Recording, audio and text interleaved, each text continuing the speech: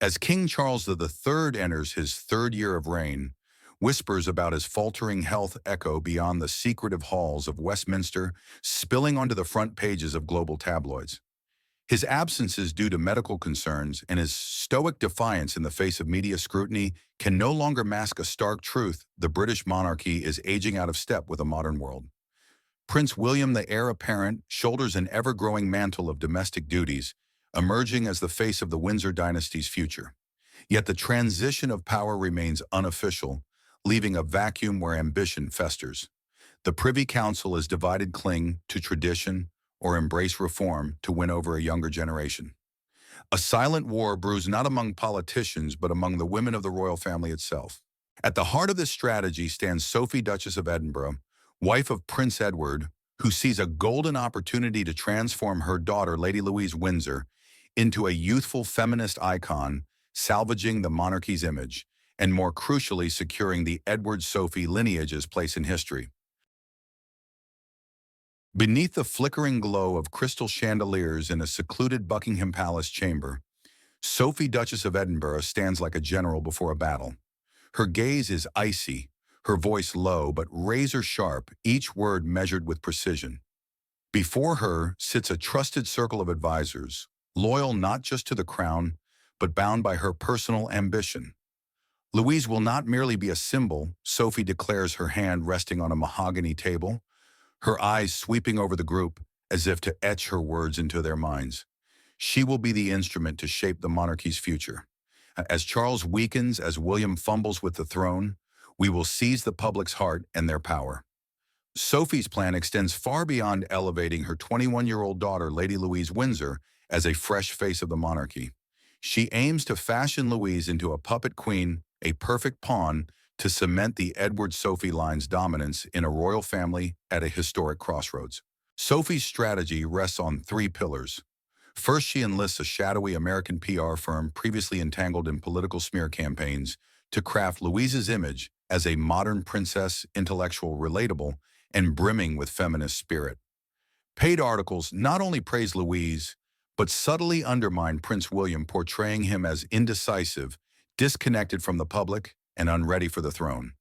Next, Sophie secretly courts conservative MPs in Parliament, promising to leverage Louise's influence to advance traditionalist policies in exchange for their support in granting Louise an official princess title and a seat on the Privy Council, an unprecedented move to thrust her family into the heart of power. Finally, Sophie isolates Louise, tightly controlling her schedule, relationships, and even her thoughts. In private moments, she clasps her daughter's hand, her voice soft but laden with pressure. "You are the monarchy's future, Louise. Only you can save it." These words, paired with Louise's love and trust in her mother, convince her she is serving a noble mission. Louise, a bookish young woman with a passion for art and an aversion to the spotlight, is swept into her mother's vortex unaware. She appears at events with a flawless smile, but an inexplicable suffocation gnaws at her. Scrutinizing glances from friends at Oxford, questions about her pre-written speeches begin to plant seeds of doubt. Yet her love for her mother and belief in the mission to save the monarchy keep her marching along the path Sophie has charted. Zara Tyndall, 44, daughter of Princess Anne, is an anomaly in the royal family. Untitled, unbound by courtly protocol, she is an Olympic equestrian champion with a fierce personality and a free spirit. Zara not only lives outside the monarchy's rigid rules, but harbors a bold vision, a transparent, approachable royal family aligned with the younger generation. So when she uncovers Sophie's manipulative scheme, Zara refuses to stand idly by. Zara's clash with Sophie stems from both personal grudges and lofty ideals. Years ago, Sophie exploited her role in royal charity events to overshadow Zara's initiatives, particularly a fund for disabled children close to Zara's heart. During an internal meeting, Sophie dismissed Zara's projects as lacking substance and redirected royal budgets to cause her family control. Zara, for whom charity is a personal mission, felt deeply insulted. She doesn't care about those kids, only her own prestige. Zara once confided to a close friend, her voice trembling with anger. From that moment, she viewed Sophie as an opportunist, exploiting the monarchy for personal gain. Beyond personal animosity, Zara is driven by a reformist zeal. She believes the monarchy can survive only by becoming transparent and authentic, connecting with youth through honesty rather than manufactured images. Sophie's plan to mold Louise into a controlled symbol clashes with Zara's vision of a free modern monarchy. Moreover, Zara, who bonded with Louise during family gatherings, recognizes her as a sensitive soul who cherishes quietude ill-suited for the public stage. When a disgruntled palace insider leaks contracts between Sophie and the PR firm, along with plans to undermine William and lobby for Louise's title, Zara feels a duty to protect her cousin. Louise is not a pawn, Zara whispers to herself, clutching the leaked documents. I won't let Sophie destroy her. With a fiery heart and iron resolve, Zara resolves to act. She knows confronting Sophie risks alienating her within the royal family, but she cannot allow Louise to be puppeteered or the monarchy to be hijacked by personal ambition. September 2025, a London charity gala dazzles with opulent lights. Diplomats, media moguls, and Britain's elite converge, their eyes fixed on the stage where Lady Louise Windsor takes center stage.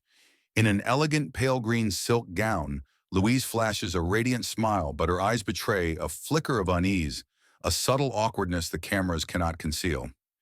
This is the first event in Sophie's meticulously orchestrated media campaign to unveil Louise as the princess of a new generation. But the moment shatters with a voice booming from the crowd. Zara Tyndall, uninvited to speak, strides onto the stage in a sharp black suit. Her gaze locks onto Sophie, unwavering, as she declares, before hundreds of reporters, the monarchy is not a chessboard for manipulation. Louise is not a puppet for power plays.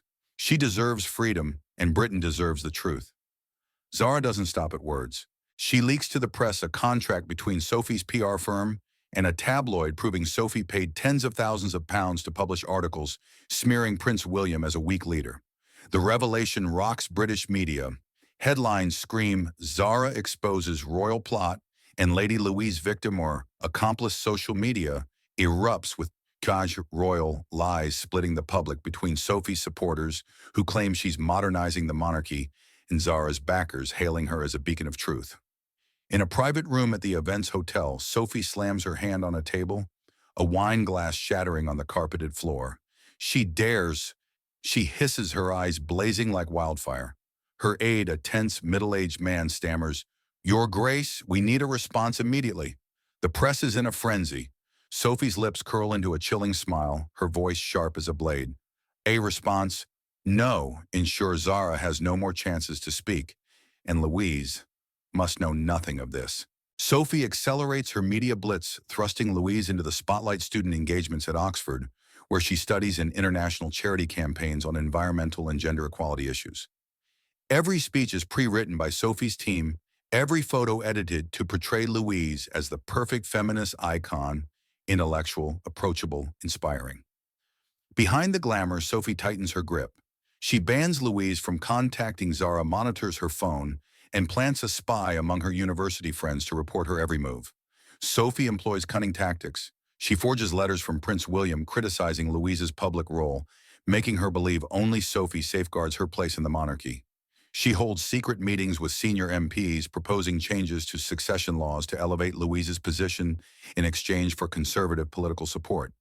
She instills fear in Louise, warning that Zara is a traitor bent on sabotaging her and the monarchy. Louise, initially trusting her mother, senses something amiss. Oxford friends whisper that her speeches subtly undermine William. One evening at Bagshot Park, after a grueling day of events, Louise can no longer contain herself. She confronts her mother in the dimly lit living room, the golden glow of lamps casting shadows on her pale face. Mother Louise says, her voice trembling but resolute, "Why can't I write my own speeches? Why can't I see Zara? I feel like I'm not myself." Sophie, sipping wine, sets her glass down, her eyes flashing with a mix of anger and unease. "Louise," she replies, her tone soft but icy, "you're too naive. This world is cruel and I'm protecting you. Zara wants to ruin you, ruin us. You must trust me." Louise's heart tightens, her love for her mother warring with growing doubt. "But mother," she whispers, tears glistening, "I just want to be myself." Sophie steps forward, gripping her daughter's shoulders, her gaze piercing. "Yourself without me, you are nothing. The harsh words cut like a knife, forcing Louise to step back, tears streaming. Her faith in her mother wavers, and she silently vows to uncover the truth. Unaware of this confrontation, Zara presses on. Through a mutual friend at Oxford, she secretly sends Louise a USB drive containing Sophie's leaked emails, exposing payments to the PR firm and plans to manipulate the Privy Council. Late one night, Louise opens the USB on her personal laptop in her bedroom. The screen's glow illuminating her pale face. The emails hit like daggers. William isn't strong enough to lead. Louise will be the new face under our control. Louise's heart twists, tears splashing onto the keyboard. Mother, she whispers, her voice choked. You lied to me. She confronts Sophie the next morning in Bagshot Park's breakfast room. Mother Louise says, clutching the USB, her voice shaking with anger and pain. Did you pay to smear Prince William? What am I to you, a puppet for power? Sophie, slicing bread, freezes, her face hardening. You don't understand, Louise. She replies, her voice cold but her eyes betraying panic. I did this for you, for our future. The monarchy needs us, and you are its only hope. Louise shakes her head, tears falling. No, Mother, you did this for yourself. Sophie rises, slapping Louise hard across the face.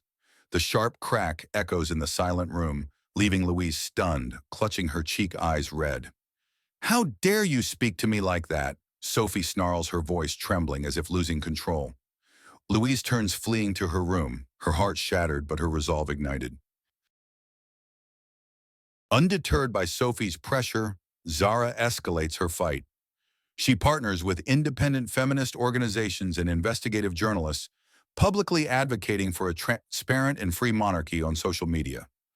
Her posts garner millions of interactions, especially from young Britons weary of the monarchy's rigid image. Zara reveals further evidence that Sophie pressured Prince William to grant Louise an official princess title, a move to position her at the heart of power when William ascended. Cornered, Sophie strikes a vicious blow. She leaks false information to a tabloid accusing Zara of embezzling charity funds, a cruel slander to ruin her reputation. The scandal shocks the public, sparking a wave of criticism against Zara. Sensationalist headlines brand her a hypocrite, and Zara scandal trends overshadowing her campaign. Yet Zara, though deeply wounded, stands firm. In a live BBC interview, she faces the camera, her voice trembling with emotion. I've spent my life helping children who need me most. These lies won't stop me from telling the truth. Sophie, if you're listening, know I won't back down. Her defiance divides the public, but rallies strong support from those who trust her integrity. Unrelenting Sophie crosses a moral line with a sinister plot to eliminate Zara permanently. In a dimly lit room at a remote Scottish Highlands villa, under the faint glow of a fireplace, Sophie faces a shady operative, a middle-aged man, with a weathered face known for working in the shadows for disgraced politicians. The air is frigid, pierced only by the howling wind and the crackle of burning logs. Sophie, in a discreet black dress, speaks with chilling authority.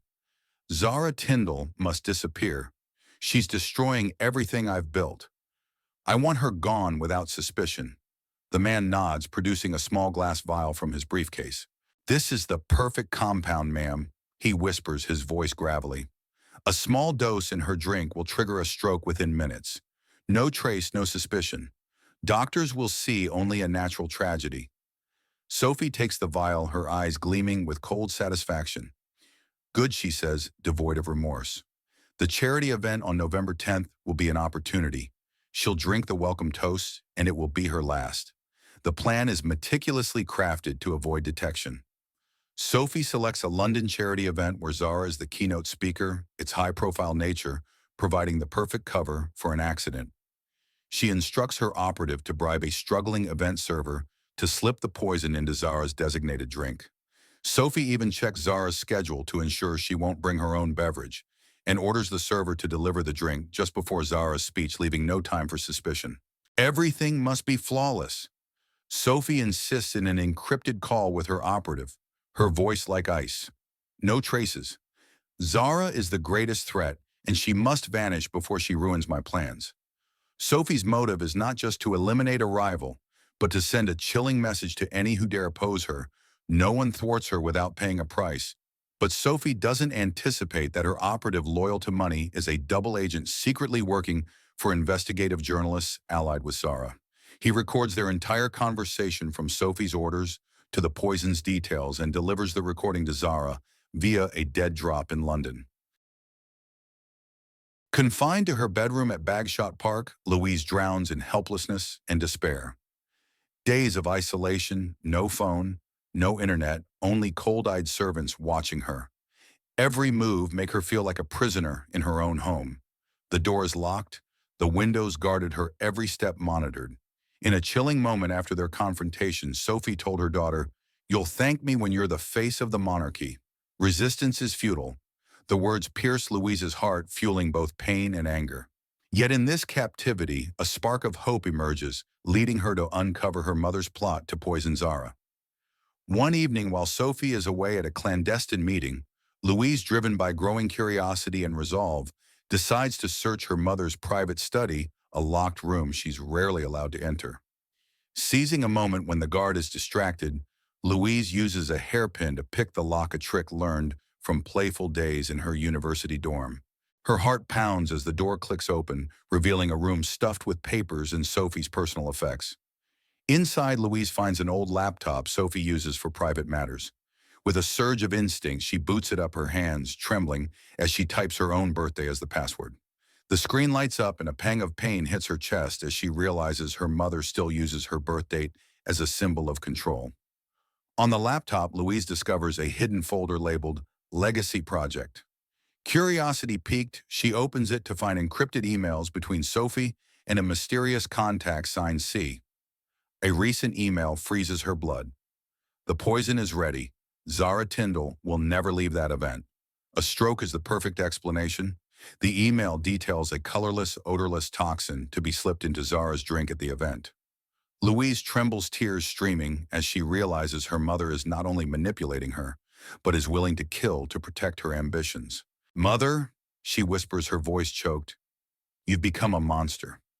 Shocked and horrified, Louise copies the email onto a small USB drive found in a drawer, determined to warn Zara. But under house arrest, she has no direct way to reach her. Fortunately, she recalls Mary, a young servant who subtly showed empathy while delivering meals. In a fleeting moment, as Mary cleans her room, Louise scribbles a note: "Zara's in danger. Meet her and give her this." She tucks the USB into the note and presses it into Mary's hand, her eyes pleading with desperation. "Mary, please," Louise whispers, her voice shaking. "You're my only hope." Mary, though frightened, nods, her eyes glinting with resolve. She knows this act could change everything. Using her day off, Mary tracks Zara down at a small London cafe where she's meeting press allies. She hands over the USB and recounts Louise's captivity. Zara, already alerted by the double agent about the poisoning plot, is stunned to see Louise's email corroborating the information. "Sophie has gone too far," Zara whispers, clutching the USB, her eyes red with anger and concern for Louise. She contacts Louise through Mary, sending a short message via a disposable phone. "You're not alone, Louise. We'll stop her together." When Mary secretly delivers the message, Louise sits on her bed, rereading the words, tears falling, but her lips set firm. For the first time in weeks, she feels a surge of strength, the strength of righteousness. Louise resolves to work with Zara to expose Sophie at King Charles III's 75th birthday celebration, a globally televised event. To attend, Louise feigns submission, facing her mother in Bagshot Park's living room on a dreary morning. "Mother," she says, her voice soft, but clear eyes lowered to hide her resolve. "I'm sorry for defying you. I'll follow your lead at the celebration. Let me prove it." Sophie, seated in an armchair, studies her daughter with suspicion. "Have you learned obedience, Louise?" she asks, her tone mocking, but her eyes betraying satisfaction. "Don't disappoint me." Louise nods, her heart racing, knowing this is her final chance to break free from her mother's control. Secretly, she sends copies of the emails and the double agent's recording, delivered by Zara via Mary, to a trusted BBC journalist, requesting they be broadcast during her speech. In the days leading up to the event, Louise keeps a hidden journal of her captivity, tucking letters under her bedroom floorboards to preserve her sanity. One night she sits on the floor writing, "If I fail, at least I tried. I can't let Mother destroy anyone else." The tear-stained scrawled words testify to her inner struggle between love for her mother and the painful truth of who she has become. November 14th, 2025, Buckingham Palace glitters with lights for King Charles III's 75th birthday celebration, a globally televised spectacle. Millions of eyes fix on the opulent ballroom, where Charles, though frail, maintains a composed smile beside Prince William and Kate. Sophie, in a deep crimson gown, stands beside Louise, whispering with smug confidence, "Today you'll make the world remember you, Louise. Make me proud." Louise, in a pristine white silk dress, nods, but her hands clutch her speech draft, her heart pounding with nerves and resolve. As Louise steps to the podium, stage lights bathe her youthful, determined face. International cameras zoom in, capturing every expression. The crowd holds its breath as she raises her speech, then to gasps of shock, tears it to shreds. "I am no one's puppet," Louise declares, her voice trembling but resonant through the hall. "My mother, Sophie, Duchess of Edinburgh, has manipulated me, betrayed our family, and plotted to poison Zara Tindall to protect her thirst for power." At that moment, the BBC interrupts the broadcast to play Sophie's recording, her cold voice echoing, ensure she never leaves that event. Giant screens in the ballroom, hacked by Zara's allies, display Sophie's emails exposing PR payments, political deals, and the poisoning plot. The room descends into chaos. International reporters scramble to record camera flashes, blinding. Sophie, backstage, collapses into a chair, her face ashen, eyes wide with horror. "Louise," she whispers, her voice breaking as if her world has crumbled. Zara, in the audience, gazes at Louise with pride, tears glistening at her cousin's courage. Millions worldwide watch in stunned silence, and on social media. Louise speaks, explodes with praise for Louise as the voice of justice and a feminist flame. As Louise steps off the stage, Sophie rushes forward, seizing her daughter's arm, her voice quaking with rage and desperation. "What have you done, Louise? You betrayed me, betrayed our family." Louise, trembling, meets her mother's eyes, her voice steady but tearful. "No, Mother. You betrayed me. You betrayed everything the monarchy stands for. I choose the truth." Sophie releases her, stepping back, her face contorted with pain and fury. Louise turns away, tears streaming, but her steps are firm as if she's shattered her mother's invisible chains. The scandal's fallout hits like a tempest. The Privy Council suspends Sophie from all royal duties, and she faces a criminal investigation for plotting to poison Zara. MPs once allied with her, abandoned her, and global media branded her the traitor in the shadows. The mother-daughter bond between Sophie and Louise shatters beyond repair. Louise refuses to see her mother, moving to a modest London flat and vowing never to return to Bagshot Park. A letter later found under her bedroom floorboards at Bagshot Park, written in shaky black ink, reads, "Mother chose power over love. I chose myself." The tear-stained words become a symbol of Louise's liberation from her mother's manipulation. Cleared of the embezzlement smear, Zara emerges as a public icon of honesty.